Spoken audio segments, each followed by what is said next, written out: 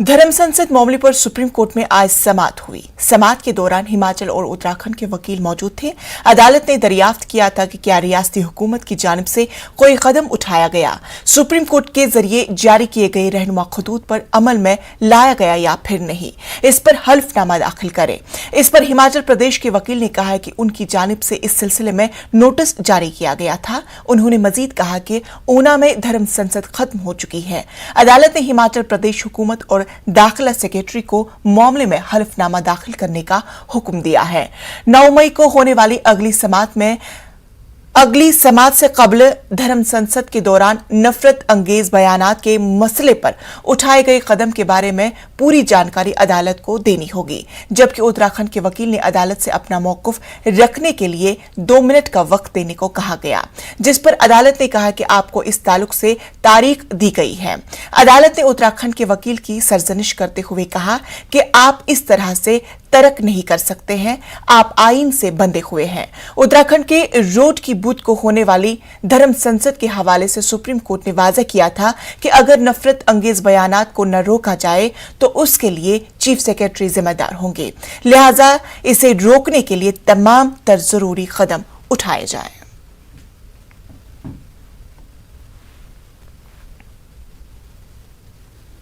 अमरावती की रुकनी पार्लियामेंट नवनीत राणा और उनके शोहर और एमएलए रवि राणा ने सेशन कोर्ट से राहत नहीं मिली है, यानी अब उन्हें 29 अप्रैल तक जेल में रहना होगा। दोनों ने जमानत के लिए सेशन कोर्ट से रुजू किया था। पब्लिक प्रोसिक्यूटर साहब की रिक्वेस्ट के ऊपर बेल एप्लीकेशन की रिप्लाई के लिए कोर्ट ने 29 तारीख को ठहराया है, क्योंकि कई बेल एप्लीकेशन कोर्ट के पास 2021 की पेंडिंग है। तो ड्यूरिंग पेंडेंसी सही नहीं है कि हम हमारी बेल एप्लीकेशन पुश करें। कोर्ट के ऊपर काफ़ी वर्कलोड है, तो साहब के रिक्वेस्ट करने के ऊपर हमने 29 तारीख के ऊपर रिप्लाई के लिए रिक्वेस्ट एक्सेप्ट कर दी है। 29 तारीख को रिप्लाई फाइल होने के बाद में कोर्ट डिसाइड करेगी कब वो हियरिंग होगी, या तो 29 को भी हो सकती है या 29 के बाद हो सकती है। कोर्ट अपनी डायरी एडजस्ट करके उसके बाद में बेल एप्लीकेशन की सुनवाई होगी। एमएनए सरबराह राज ठाकरे की 1 मई को औरंगाबाद में रैली है। राज ठाकरे राजगर्जन रैली से खिताब करेंगे। एमएनए इस रैली की तैयारियों में जुट गई है। उधर औरंगाबाद इंतजामिया ने इम्तिनाई अहकाम जारी किए हैं। पुलिस के मुताबिक रैली या इज्तिमा की इजाजत नहीं है। 5 या 5 से ज्यादा अफराद के इकट्ठा होने पर भी पाबंदी है।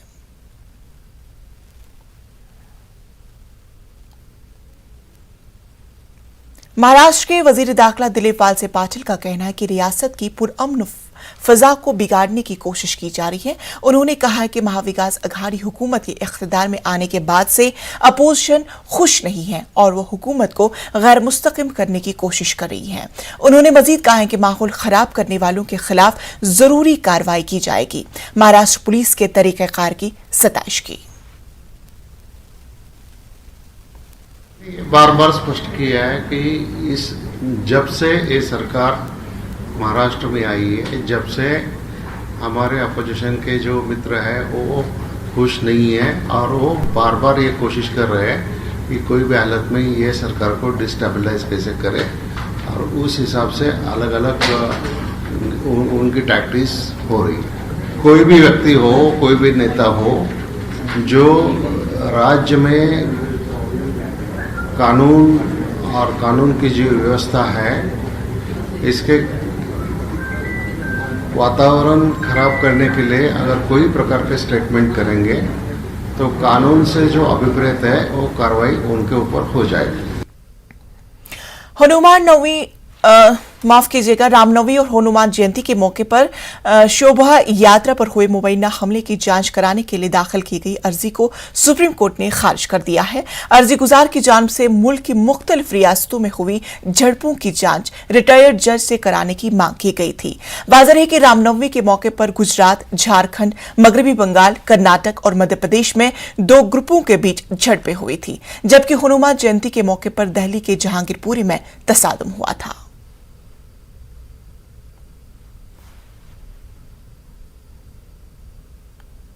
एक जानिब लाउडस्पीकर पर सियासत का दौरा है। इस मामले पर हो रही सियासत से अमन अमान को खतरा लाहक होता है।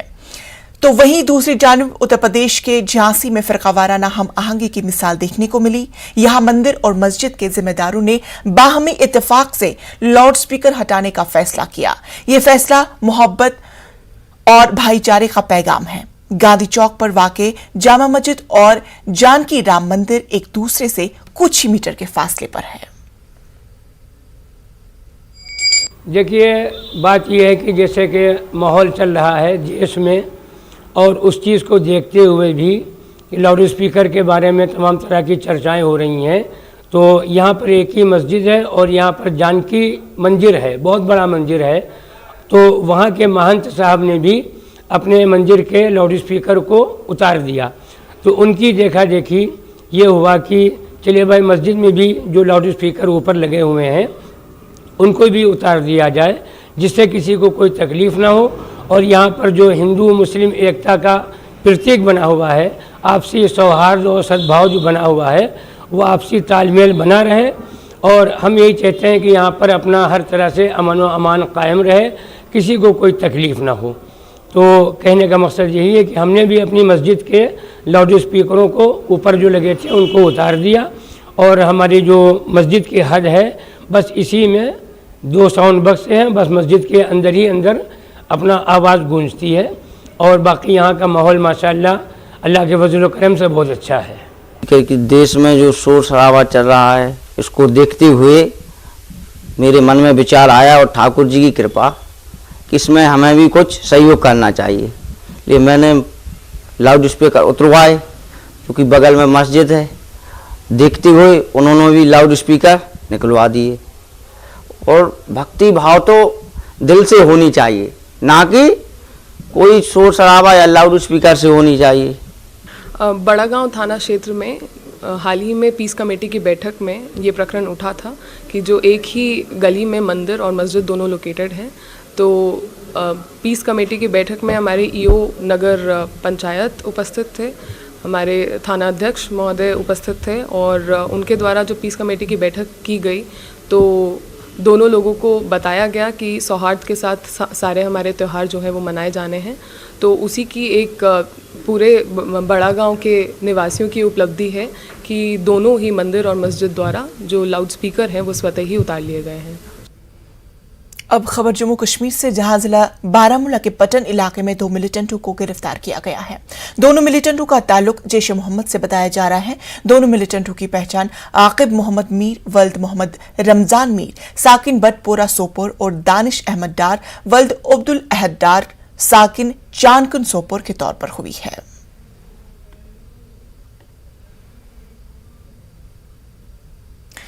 टीआरएस और कांग्रेस पार्टी में कोई फर्क नहीं है। टीआरएस कांग्रेस पार्टी की बी टीम है।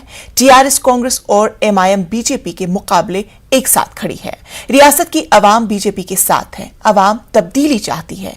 आइंदा असेंबली इंतखाबात में तेलंगाना पर बीजेपी का कब्जा होगा। Joining Congress party, becoming a Congress leader and having a dialogue and talks with KCR. In a way, he wanted the Congress party to make B team for TRS.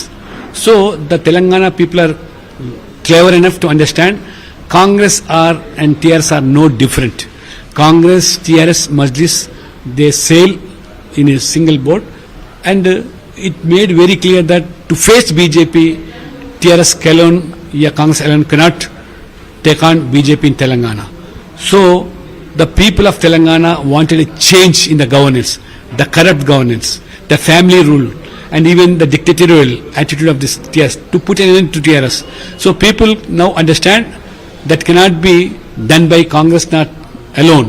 So now people now looking towards BJP to put an end to this dictatorial attitude or rule in the Telangana.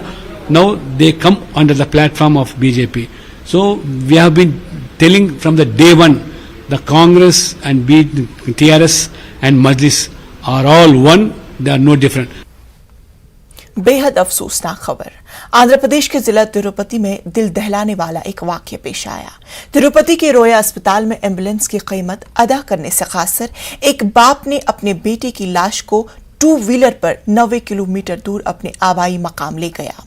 तफसीलात के मुताबिक तिरुपति के रोया अस्पताल में लड़के की इलाज के दौरान मौत वाक़ई हुई।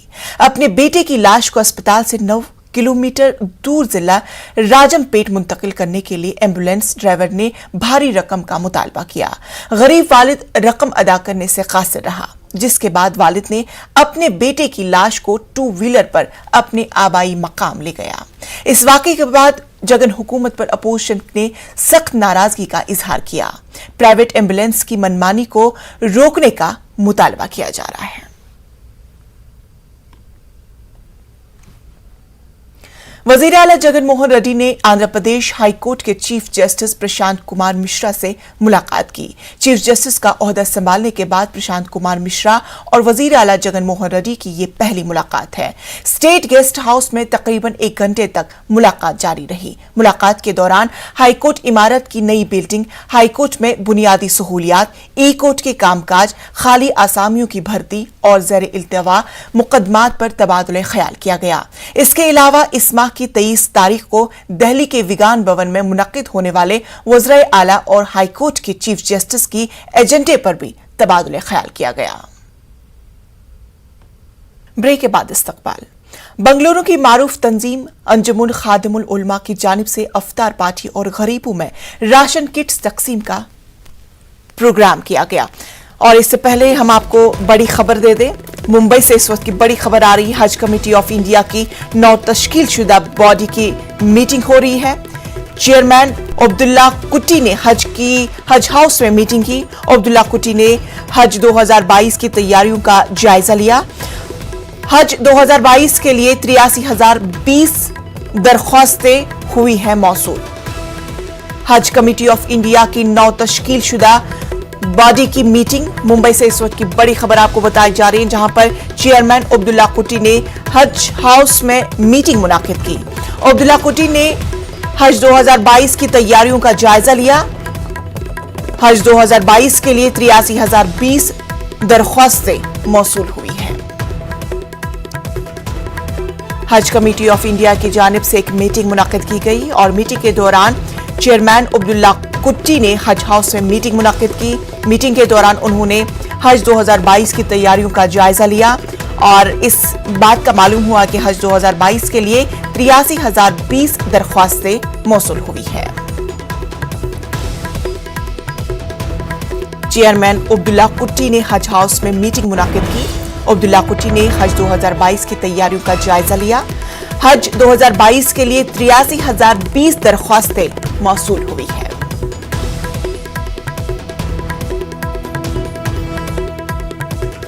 ये खबर आपको मुंबई से बताई जा रही है, जहां पर हज कमेटी ऑफ इंडिया ने एक मीटिंग तलब की है और मीटिंग के दौरान चेयरमैन अब्दुल्ला कुट्टी ने हज हाउस में एक मीटिंग की और जिसके दौरान उन्होंने हज के लिए तमाम तर तैयारियों का जायजा लिया और इसके दौरान ये बात मौसूल हुई कि हज 2022 के लिए 83,020 दरख्वास्तें मौसूल हुई है।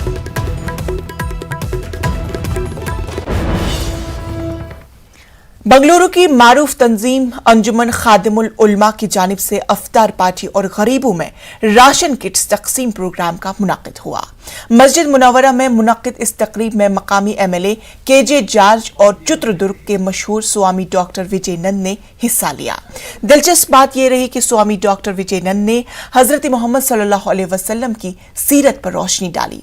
स्वामी जी ने एक वाक़या बयान करते हुए कहा कि हर दिन एक बूढ़ी औरत आप सल्लल्लाहु अलैहि वसल्लम के सर पर कूड़ा करकट फेंकती थी, लेकिन जब ये औरत बीमार हुई तो आपने इस बूढ़ी औरत की इयादत के लिए चले गए।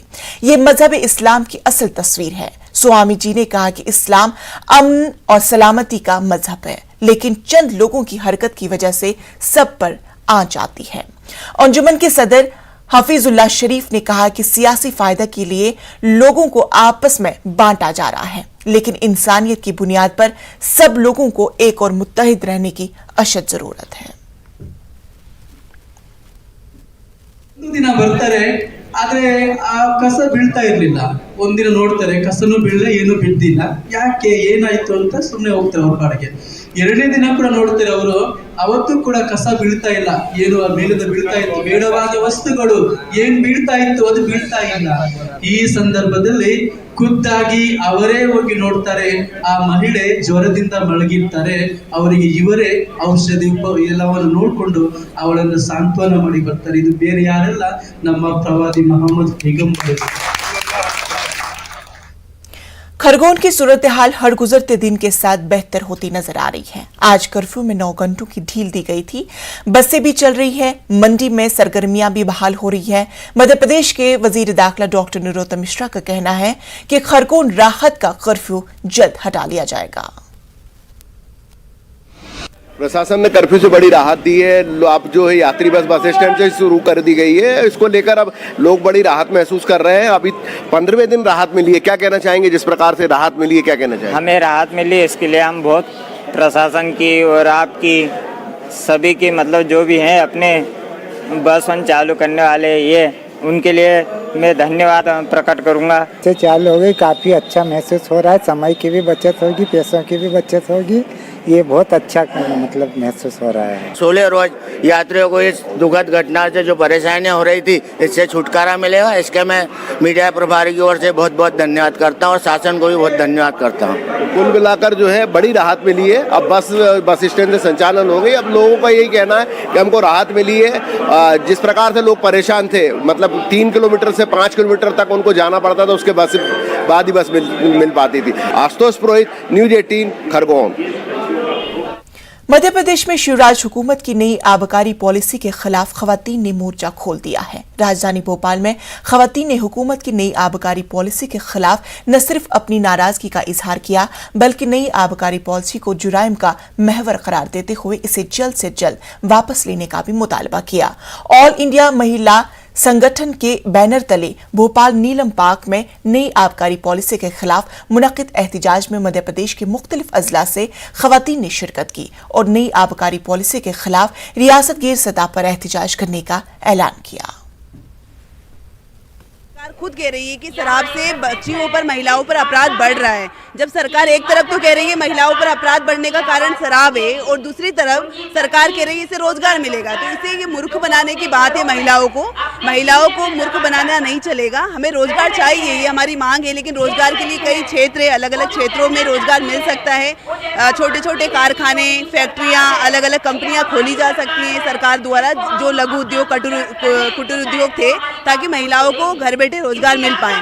हर प्रकार से आदिवासियों को बोल रहे हैं कि कोई लाइसेंस की जरूरत नहीं है, वो शराब को बेच सकते हैं, बना सकते हैं। जो किसान शराब बनाने के लिए अंगूर उगाएंगे उनको कोई टैक्स नहीं लगेगा। यानी वो पूरी तरह से ये चाहते हैं कि शराब जो है ज़्यादा से ज़्यादा बिके, ज़्यादा से ज़्यादा लोग पिए, और इसका जो असर है वो हम जानते हैं। जो सरकार की खुद की सर्वे संस्थाएं हैं वो भी अच्छी तरीके से जानती हैं कि जो बताती रही हैं वो कि महिलाओं पर क्राइम के लिए बड़े पैमाने पर शराब जिम्मेदार है। उत्तर प्रदेश के डीजीपी मुकुल गोयल कानपुर के दौरे पर थे। उनके पास इस दौरे के दौरान कानपुर शहर काजी अब्दुल कुद्दूस साहब ने डीजीपी से मुलाकात की। इस मुलाकात में ईद की तैयारियों और सिक्योरिटी के हवाले से बातचीत की गई। उत्तर प्रदेश में ईद की नमाज को लेकर तैयारियां शुरू हो गई हैं। जिस तरह से कानपुर डीजीपी मुकुल गोयल पहुंचे, उस दौरे के दौरान शहर काजी हादी अब्दुल कुद्दूस ने मुलाकात की, जो कि जमीयत उलमा के महासचिव भी हैं। आइए उनसे बात करते हैं। उत्तर प्रदेश के महासचिव हैं, किस तरह की बात हुई, खास करके जब उत्तर प्रदेश में ऐसा माहौल बना कि रामनवमी के जुलूस में और हनुमान जी जयंती के मौके पर जो है कई जगह हिंसाएं हुई, उसको नज़र में रखते हुए किस तरह की बात हुई आपकी डीजीपी साहब? डीजीपी साहब से हमारी जो कल बैठक रही, वो दौरे पर आए हुए थे, तो मैंने बहुत अच्छी बैठक रही है और आदमी भी बहुत अच्छे हैं वैसे वो। और कानपुर में जो डीजीपी के इशारे पे जो काम हो रहे हैं, रमज़ान मुबारक के बाद 22-23 रमज़ान गुजर गए, बहुत बेहतर, बहुत आफियत के साथ, आसानी के साथ, किसी तरह की कोई प्रॉब्लम नहीं, काम को अंजाम भी दिया है। बात रहा ये कि अब जैसे कि बहुत सी चीज़ें टेलीफोन पर आ रही मेरे सामने, लाउड स्पीकर को लेकर के, रोड पर नमाज़ पढ़ने को लेकर के, वो मैंने बातचीत छेड़ी थी डीजीपी साहब से कि भाई आप इसका ऐलान कर दें वजाहत के साथ, ताकि किसी तरह कोई प्रॉब्लम ना हो। और वैसे भी अलविदा की नमाज़ और ईद उल फितर की जो नमाज़ होती है, उसमें अगर हम आप रोकना भी चाहें मिल करके कि रोड पर ना हो, तो रोक नहीं पाएंगे। उसकी वजह यह है कि इतना बड़ा मजमा नमाज़ पढ़ने आता है, और फिर 2 साल के बाद अब आज़ादी के साथ नमाज़ पढ़ने का मौका मिला, तो शाही कैफियत भी है, बेचैनी है, हर आदमी चाह रहा है कि मुझे ईदगाह में नमाज़ पढ़ने के मौके फराम हो, खैर होगी। कोई भी हुकूमत ये नहीं चाहती कि मेरे उसमें झगड़ा फसाद हो, ये बिल्कुल फैक्ट बात है। तो झगड़े का तो कोई सवाल भी नहीं उठता है। और सुरक्षा जब से कमिश्नरेट हुआ कानपुर खासतौर से, तो सुरक्षा बहुत ठीक ठाक रहने लगी है। हर जगह पर जब भी कोई मामला होता है तो ठीक ठाक पुलिस होती है और पुलिस की हिरासत में सारे काम होते हैं, कोई प्रॉब्लम किसी तरह की नहीं होती है। और शहर की जगह जगह पर सुरक्षा मिलती है हमको। ऐसे यूपी उत्तर प्रदेश को लेकर के हम चूँकि महासचिव भी हूँ जो जमीयत उलमा के उत्तर प्रदेश के, तो पूरे यूपी में ये सुरक्षा भी रहेगी और ठीक ठाक काम होगा। कोई भी परेशानी इंशाअल्लाह मुसलमानों को ईद के मौके पर, अलविदा के मौके पर नहीं होगी, हमें उम्मीद है खुदा की राह से।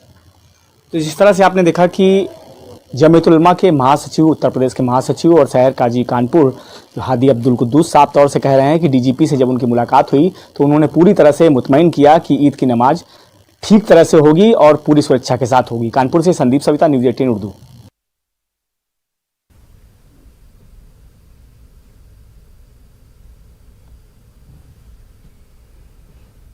आइए अब नजर डालते हैं क्रिप्टो की समझ पर।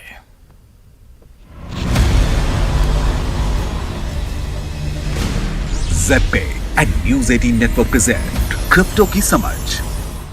Hello and welcome, ZebPay and news 18 network present crypto की समझ। मैं हूं आपके साथ शिप्रा झा। आज हम आपको बताएंगे प्रूफ ऑफ वर्क और प्रूफ ऑफ स्टेक के बारे में। ये दो खास तरह के कॉन्सेंसस मैकेनिज्म हैं जिसका इस्तेमाल क्रिप्टो करेंसी नए ट्रांजैक्शंस को वेरीफाई करने, उन्हें ब्लॉकचेन से जोड़ने और नए टोकन बनाने में करता है। ये केवल जीनियस यूजर्स को नए ट्रांजैक्शंस ऐड करने की अनुमति देकर ब्लॉकचेन को सुरक्षित रखता है। वे पोटेंशियल पार्टिसिपेंट्स को ये साबित करके काम करते हैं कि उन्होंने कुछ रिसोर्सेज जैसे मनी और एनर्जी ब्लॉकचेन पर खर्च किया है। प्रूफ ऑफ वर्क और प्रूफ ऑफ स्टेक के बीच मेन डिफरेंस ये है कि वे कैसे चुनते हैं कि कौन चेन में ट्रांजैक्शन जोड़ सकता है। प्रूफ ऑफ वर्क सबसे पुराना है जिसका इस्तेमाल बिटकॉइन, इथेरियम 1.0 जैसे कई क्रिप्टो करेंसीज करती है। वहीं प्रूफ ऑफ स्टेक नया कॉन्सेंसस मैकेनिज्म है जिसका इस्तेमाल इथेरियम 2.0, कार्डेनो, तेजोस और दूसरे आमतौर पर नए क्रिप्टो करेंसीज करते हैं। प्रूफ ऑफ वर्क एक ऐसा सिस्टम है जहां जटिल पहेलियों को हल करने के लिए कंप्यूटर एक दूसरे के खिलाफ कॉम्पीट करते हैं। इस प्रोसेस को आमतौर पर माइनिंग के रूप में भी जाना जाता है। प्रूफ ऑफ स्टेक जिस प्रोसेस के इर्द गिर्द घूमता है उसे स्टेकिंग कहते हैं। ये काफी कुछ वोटिंग जैसा है। हालांकि ज्यादातर proof of stake crypto currencies के साथ 1 पर्सन 1 वोट वाली थ्योरी शामिल नहीं होती। तो आज के इस एपिसोड में फिलहाल इतना ही। इजाजत दीजिए, गुड बाय।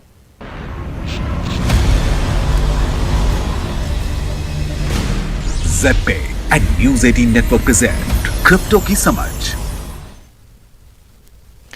मुल्क के अक्सर इलाकों में शिद्दत की गर्मी पड़ रही है। खासकर शुमाली हिंदुस्तान में लोग गर्मी से बेहाल हैं। गुजरात, बिहार, झारखंड, राजस्थान, उत्तर प्रदेश समेत कई दीगर जगहों पर पारा पड़ता जा रहा है। दिल्ली में दर्ज हरारत 42 डिग्री तक पहुंच गया है। महकमा मौसमियात का कहना है कि आने वाले दिनों में दर्ज हरारत 44 डिग्री तक पहुंच सकता है। गर्मी से बचने के लिए लोग ठंडे मशरूबात का सहारा ले रहे हैं। दिन के औकात में सड़कों पर भी गर्मी का असर खासा देखा जा रहा है। ये अप्रैल का माह चल रहा है और गर्मी करीब 44 डिग्री सेल्सियस से ऊपर पड़ रही है, जिससे कि सामान्य जनजीवन काफ़ी प्रभावित है।